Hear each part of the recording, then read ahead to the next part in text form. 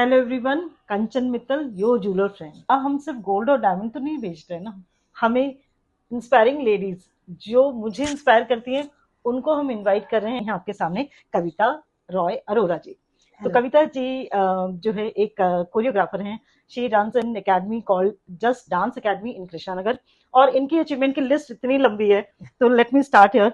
She is into wedding photography, culture events and shows, theater direction, video direction and choreography of school annual events as well is एक achievement जो उनका है वो मुझे बहुत पसंद आया। वो ये कि 16 संस्कार dance drama she has presented at Delhi Haat. Isn't that amazing? तो हम इनसे इनकी जर्नी के बारे में जानना चाहेंगे। Kavita ji, what inspired you to become dancer और कोरियोग्राफर? मेरे लिए डांस मेरी सांस है, कि मैं सांस भी ले रही हूँ तो वो डांस ही है, मैं सोच रही हूँ वो भी डांस ही है। तो डांस मेरे लिए समझो लाइफ है मेरी। जैसे I am belong from Siliguri, West Bengal. तो हमारे यहाँ तो बहुत सारे कल्चरल शोज होते हैं, लाइक सरस्वती पूजा, दुर्गा पूजा, काली पूजा। तो हमारे यहाँ पे वो जब भी कुछ भी बजता था इसके जाते थे, मैं नाचती रहती थी। तो मुझे ये ऐसा नहीं कि किसी ने बोला कि वो ये डांस अच्छा करती है, मैं किसी के लिए डांस नहीं करती, मैं अपने लिए करती थी। और नाउ वही चीज धीरे धीरे धीरे धीरे, मुझे नहीं पता था सीरियसली कि वो आज के टाइम में मेरी पहचान ही बन जाएगी। So we would like to know कि आपने जस्ट डांस एकेडमी की शुरुआत जो 2011 में करी, उसको स्टार्ट करने का क्या रीजन रहा आपके लिए?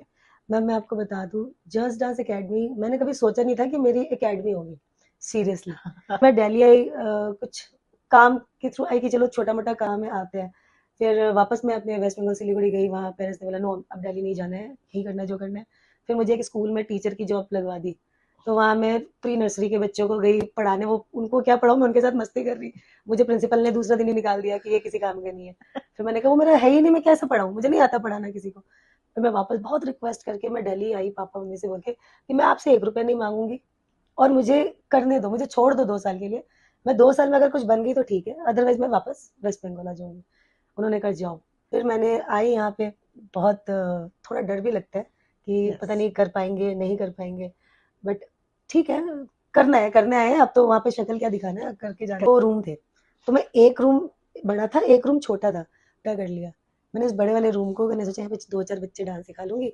इस वाले रूम में मैं एक बोर्ड लिख दिया था छोटा, क्या डांस एकेडमी, या डांस सिखाते हैं, माय नेम इज कविता रॉय, हम यहाँ डांस सिखाते हैं। तो मेरे से पूछना है बंगाली में, এখানে डांस सिखाएं? अच्छा मैम আপনি আছেন? हाँ। उसके बाद मैंने वो छोटे छोटे बच्चों से शुरू की, कि मैंने उनको सिखाना शुरू किया। फिर तो बड़े भी आने लगे, फिर लेडीज। तो वो एक मेरा था कि वहां से मेरी शुरुआत हुई कि मैं डांस सिखा रही हूँ, कि मैंने बोला कि चलो दुर्गा पूजा बंगाली गाने पे। फिर उन्होंने देखा ये टीचर तो सिखा रही है। तीसरे दिन उनका एक और फंक्शन था डांस का, उन्होंने मुझे जजमेंट के लिए बुला लिया। और मैं और घबरा गई कि मैं यार जजमेंट भी करूंगी, और एज भी उतनी ज्यादा, ऐसा कुछ नहीं कि मैं जजमेंट की। मैंने फिर भी कहा हाँ करेंगे, क्यों नहीं करेंगे। मैं कभी ये नहीं बोला कि मुझसे नहीं होगा, मैंने कहा हाँ करेंगे, ठीक है। मैं गई, और जो मैंने जजमेंट किया वो बिल्कुल फ्री में लगे हुए थे कि कोई नया है ये जजमेंट देंगे। मैंने कहा आपकी मर्जी, मेरा जजमेंट ये है। तो वो एक हिट गया। वो वहां से लोगों को पता चला कि ये कोई टीचर है जो सिखाती है, लेकिन ये तो भी कविता मैम क्या पे जाते हैं, एक नाम होना चाहिए। तो मैंने एक स्कूल में रिक्वेस्ट करके उन प्रिंसिपल से कि मुझे आप इवनिंग का टाइम दे दीजिए। मैंने तब 2011 में स्टार्ट किया कृष्णा नगर में। मेरे 3 ब्रांचेस थे, एक गणेश नगर में, क्योंकि वो वहां से मैंने शुरू करा था, तो मैंने बंद कभी नहीं किया। और एक मैंने स्टार्ट किया कृष्णा नगर में, जहाँ पे नाम के साथ स्टार्ट किया मैंने। ये जो जस्ट डांस है ना मैम, लोगों के लिए आज अकेडमी है। एक माँ अपने बच्चे को 9 महीने पेट में पालती है, मेरे लिए वो जस्ट डांस मैंने अपने खून पसीने से सींच के बनाया। तो उसके लिए मेरे दिल में जितना एक बच्चे के लिए एक माँ को होता है ना, जस्ट डांस मेरे लिए वो है। एग्जैक्टली ये तो सभी के साथ है। तो that is such an inspiring story. मेरा अगला सवाल ये है कि कट कर लेना। तो डांस करना हमारी सोसाइटी में एक टैबू माना जाता है, और इसमें करियर बनाना अपने आप में एक बहुत चैलेंजिंग रहा होगा आपके लिए।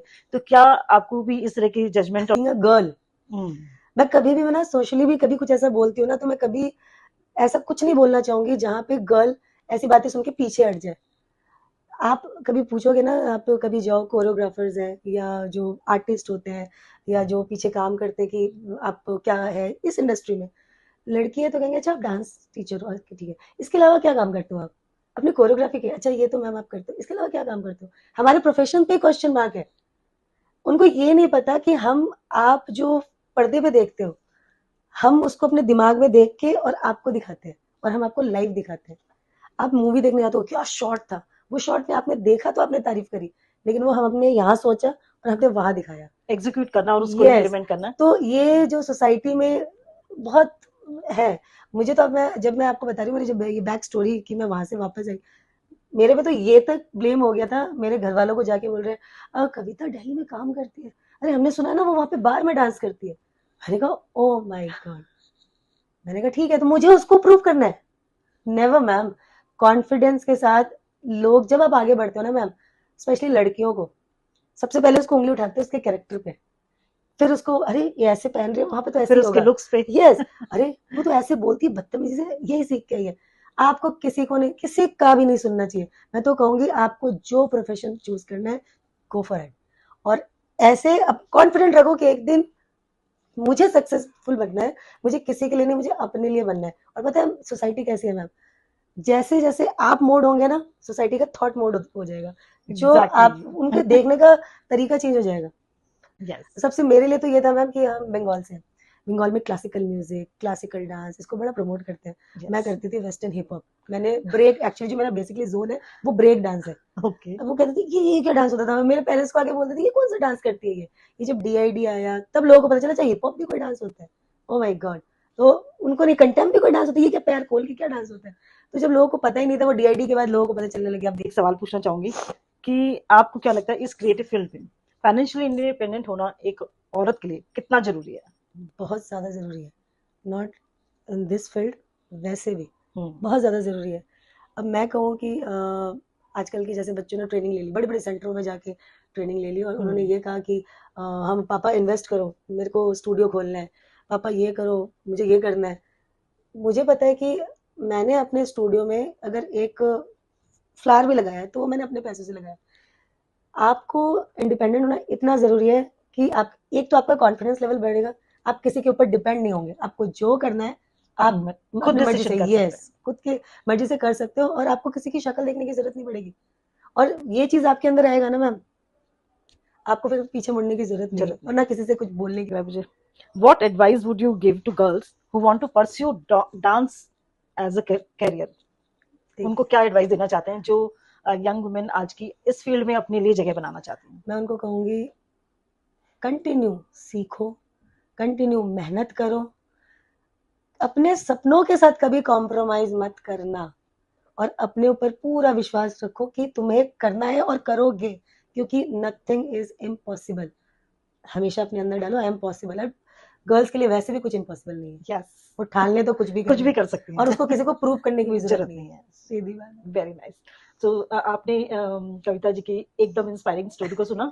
I am really impressed and totally inspired by her story, और हम चाहेंगे कि आप भी इन स्टोरी से बहुत कुछ सीखें और अपनी इस फील्ड में अगर आप कोई करियर बनाना चाहते हैं, किसी तरह की कोई एडवाइस चाहते हैं, तो कविता जी का नंबर और कविता जी की एकेडमी की सारी डिटेल्स हम डिस्क्रिप्शन पे जरूर दे देंगे। Please contact. Thank you. Thank you.